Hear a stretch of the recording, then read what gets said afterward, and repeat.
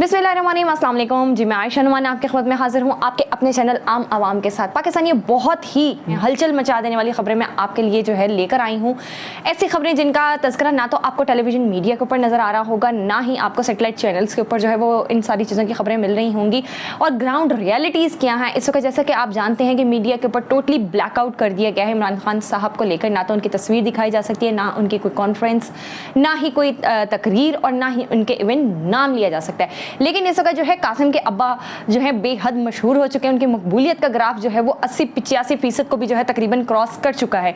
और ये किसी के मरहून मिन्नत नहीं है, ये जनाब पीडीएम की हुकूमत है और जनाब कंपनी है जिन्होंने अभी तक जो है इमरान खान साहब की मकबूलियत का ग्राफ जो है उसको आसमान तक पहुंचा दिया है। और उनको जो है कुछ भी करने की ज़रूरत नहीं पड़ रही। ये पीडीएम की हुकूमत जो है अपने पैरों पे खुद ही कुल्हाड़ा मारने के ऊपर तुली हुई है।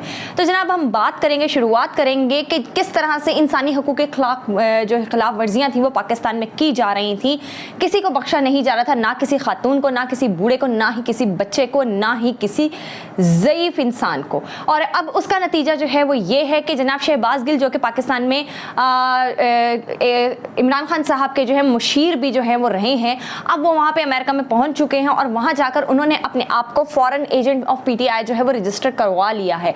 और उसके बाद जो है उन्होंने आलमी तंजीमों के सामने जो है इंसानी हकूक़ का मामला जो है उसको ज़ोरों शोर से उठाया। और उसके नतीजे के अंदर जो है अमरीकी पार्लियामेंट के जो 86 सैनेटर्स हैं, 86 सैनेटर्स जो हैं उन्होंने एक करारदाद जो है वो मंजूर की है। और उसने आपको मैं ये भी बताती चलूँ कि काफ़ी अरसे से ये जो भी फस्तायत चल रही थी, बर्बरियत चल रही थी, इसके ऊपर ह्यूमन जो राइट्स वॉच है वो भी बहुत ज़्यादा वार्निंग्स जो है वो जारी कर रही थी पाकिस्तान को, लेकिन पाकिस्तान के सर पे कोई जून नहीं रेंग रही थी।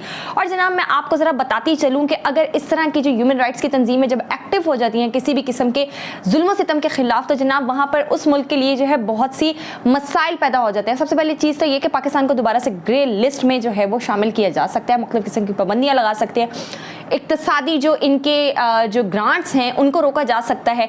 इसी वजह से जो भी हो रहा था, जो बाहर की आलमी तंजीमें थी उन्होंने गहरी नज़र रखी हुई थी पाकिस्तान के मौजूदा हालात के ऊपर कि यहाँ पर सियासतदानों के साथ क्या किया जा रहा है, यहाँ पर जो है आम शहरी के हकूक़ को किस तरह से पामाल किया जा रहा है, ख़ास तौर पे ख़वातीन के साथ क्या सलूक जो है वो रवा किया जा रहा है। और दूसरी तरफ जो है सहाफ़ियों को किस तरह की बर्बरियत का निशाना बनाया जा रहा है, उनको दिन दिहाड़े जो अगवा कर लिया जाता है, कभी उनके घरों के आगे से जो है वो उनको अगवा कर लिया जाता है, कभी जो है फिल्मी सीन्स जो है वो चल रहे हैं, जिस तरह से जिब्रान नासिर साहब को जो है वो अगवा किया गया। तो ये सारी चीज़ें जो है आलमी हकूक़ की तंजीमें जो है बहुत कीनली जो है ऑब्जर्व कर रही थी। और उसका नतीजा ये हुआ है कि जो पाकिस्तान की जो फौजी इमदाद है उसको जो है वो रोक दिया गया है।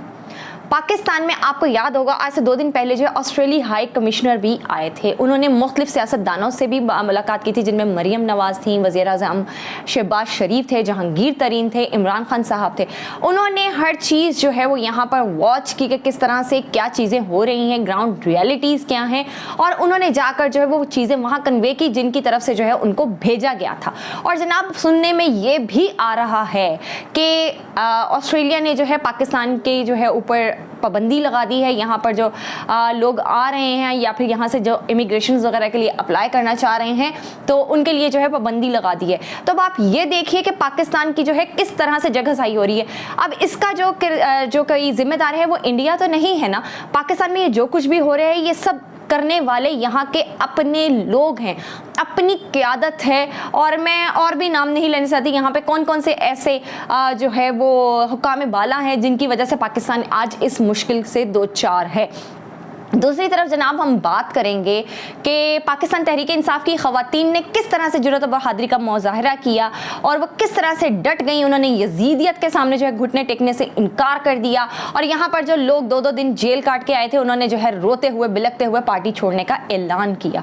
तो जनाब खरे और खोटे की तो बहुत अच्छे से पहचान हो चुकी है पाकिस्तानियों को। और सुनने में अब जनाब ये भी आ रहा है कि टक्कर की बंदी जो है सनम जावेद खान, उनको जो है इलेक्शन में मरीम नवाज़ के खिलाफ उतारा जाएगा, क्योंकि सनम कमर जावेद जो है वो जेल के दौरान ही ये इस चीज़ का बरमला इजहार कर चुकी हैं कि हमने कोई जो है कानून हाथ में नहीं लिया, हमें सिर्फ इंतकाम का निशाना बनाया जा रहा है। किसके कहने पर बनाया जा रहा है? उन्होंने बरमला उस चीज़ का इजहार किया, उन्होंने नाम लिया बाकायदा तौर पर कि मुस्लिम लीग की जो सदर हैं जनाब मरियम नवाज, उनके कहने पर जो है हमें इस सियासी इंतकाम का निशाना बनाया जा रहा है।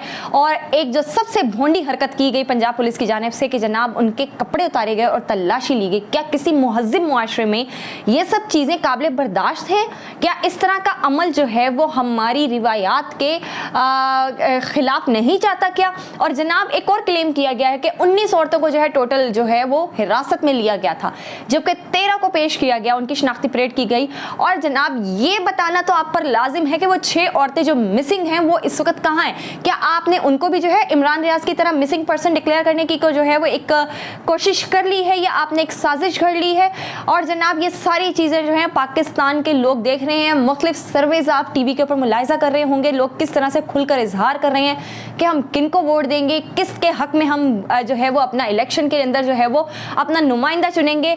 रावलपिंडी के एक शख्स का मैंने देखा एक सर्वे के दौरान जो है वो इजहार कर रहा था, उससे सवाल किया गया कि आप किसको वोट देंगे आने वाले इलेक्शन में, तो उसने बोला अगर मुझे उठा लिया गया, जाहिर सी बात है अगर मैंने ये बता दिया कि मैं किसको वोट दूंगा तो मुझे उठा लिया जाएगा, लेकिन मैं वोट इमरान खान को दूंगा। तो अब आप ये देखिए कि लोगों की जहनीत के ऊपर किस तरह से लर्जा तारी करने की कोशिश की जा रही है।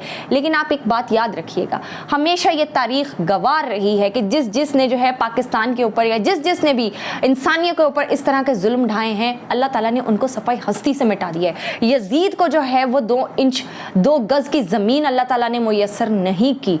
ख़वातीन पर जुल्म तो एक तरफ है, और जनाब हम देखते हैं कि नदीम अफजल चंद के जो वालिद साहब हैं उनको भी 88 साल के बुजुर्ग हैं, उनको भी गिरफ्तार किया गया।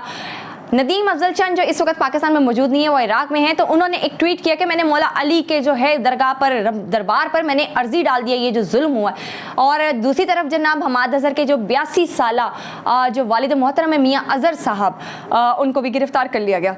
तो अब आप मुझे बताइए ये क्या चल रहा है? चाहे वालिद जो हैं वो नदीम अफजल चंद साहब के हों या हमाद अजहर के, तो ये अमल जो है मुकम्मल तौर पर काबिल मुज़म्मत है। जनाब नदीम अफजल चंद साहब, आपने जो है एक ट्वीट अपने वालिद मोहतरम के लिए तो कर दिया, क्या आपने ये ट्वीट हमाद अजहर के वालिद के लिए भी किया? ये 2 स्टैंडर्ड्स जब तक रहेंगे पाकिस्तान के अंदर कि मेरे साथ जो जुल्म हो रहा है वो जुल्म कबीरा है और जो दूसरे के साथ हो रहा है ये तो जी हमारी सियासी रवायात हैं, ये हमारा सियासी हथियार है। जिस तरह कमर जमान कायरा साहब ने कहा था कि तशद्दुद जो है वो रियासत का सियासी हथियार होती है, तो नॉर्वे में जब आप गए हैं तो आपने देखा आपके साथ क्या सलूक हुआ है, वहां पर आपको किस तरह के नारों का जो है सामना करना पड़ा, किस तरह की हजीमत आप लोगों ने उठाई। दूसरी तरफ अगर आप देखें जो हमारे एक्स आर्मी चीफ है कमर जावेद बाजवा, फ्रांस में इस वक्त मौजूद है, जो कहते हैं मैं गुमनामी की जिंदगी जो है गुजारूंगा, उनको जो है किस तरह से गुमनामी की जिंदगी के अंदर जो है लोग खड़ा कर करके और ढूंढ कर जो है वो नंगी गालियां दे रहे हैं। ये पाकिस्तानी फौज की इज्जत और मुकाम रह चुका है। और शुक्र तो ये है कि वो पाकिस्तानी नहीं है, अगर वो पाकिस्तानी होता तो पता नहीं अब तक क्या से क्या हो जाता। जनाब वो एक अफगानी बाशिंदा है और उसने जो है अपने एक नाराजगी का, उसने अपने गुस्से का एक इजहार किया पश्तो के अंदर, लेकिन जो हमें कुछ समझ आई है वो समझ ये आई है कि उसने बहुत सारी गालियां भी दी हैं, और जो कि इखलाकी तौर पर जो है वो शेयर करना और अपनी किसी वीडियो में दिखाना जो है वो मैं मुनासिब नहीं समझती। सोशल मीडिया पर आप जाकर जो है विजिट कर सकते हैं, लेकिन ये सारी चीज़ें जो हैं पाकिस्तान की आवाम देख रही है, कौन किस भाव बिक रहा है, कौन कहाँ खड़ा हुआ है, कौन हक की बात कर रहा है, कौन जालिम के साथ है, ये सारी चीज़ें जो हैं ऑन बोर्ड हैं। पाकिस्तान की आवाम इन सब चीज़ों से बाखबर है। और जो है पाकिस्तान में इस वक्त जो सबसे ज़्यादा जो है वो ट्रेंड कर रहा है वो एक फिक्र है, इलेक्शन करा के तो देखो। तो जनाब आप इलेक्शन तो करवाइए, दूध का दूध पानी का पानी हो जाएगा, पता चल जाएगा आपकी जो है वो मकबूलियत का जनाजा कहाँ निकल रहा है और किसका जो है जुनून सर चढ़ के बोल रहा है।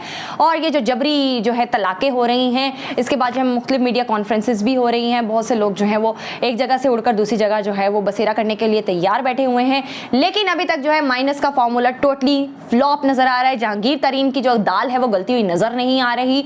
पीपल्स पार्टी जो है वो अपना मैदान सजा कर बैठी है। नून लीग जो है वो कुछ और ही मंतकों में मसरूफ है, क्योंकि उसके अंदर भी फूट पड़ चुकी है और कुछ पता नहीं चल रहा कि आने वाले दिनों के साथ क्या होगा। जनाब ये मुकाफाते अमल है, ये दुनिया मुकाफाते अमल है, जो आज आप बोएंगे वही कल को काटेंगे। आज आप लोग तशद्दुद को जो है बहुत ज़्यादा अप्रिशिएट कर रहे हैं, अगर वो तहरीक इंसाफ पर हो रहा है तो ये याद रखिएगा कि कल आने वाला दिन किसी का नहीं है, किसी को नहीं पता क्या होगा। कल जब आप पे जुल्म जबर और तशद्दुद की मिसालें यही दोहराई जाएंगी, फिर आप किस मुंह से उस आवाम के सामने अपने दुख का और अपनी जो तकलीफ का रोना रोएंगे, मुझे तो ये समझ नहीं आ रहा। लेकिन पाकिस्तान इस वक्त मेरे नज़दीक रहने के काबिल नहीं रहा। पाकिस्तान से लोग जो है धड़ाधड़ बाहर निकलने के लिए सोच रहे हैं, मुख्तलिफ ममालिक में जो है वो वीज़ा अप्लाई कर रहे हैं, शहरियत के लिए अप्लाई कर रहे हैं। तो ये पाकिस्तान के लिए एक लम्हा फ़िक्रिया है, पाकिस्तान के हुकूमती इदारों के लिए लम्हा फ़िक्रिया है, पाकिस्तान की अफवाज के लिए लम्हा फ़िक्रिया है। और मुझे तो ये समझ नहीं आ रहा है यहाँ पे कौन किसको इस्तेमाल कर रहा है। क्या सियासी पार्टियाँ जो हैं वो फ़ौज के कंधे पर रख के बंदूक चला रही है, या फ़ौज जो है वो सियासी पार्टियों का कंधा इस्तेमाल कर रही है? ये जवाब जो है ये बहुत ज़्यादा ज़रूरी हो चुका है कि इन सवालात के जवाब मिले। बहुत शुक्रिया।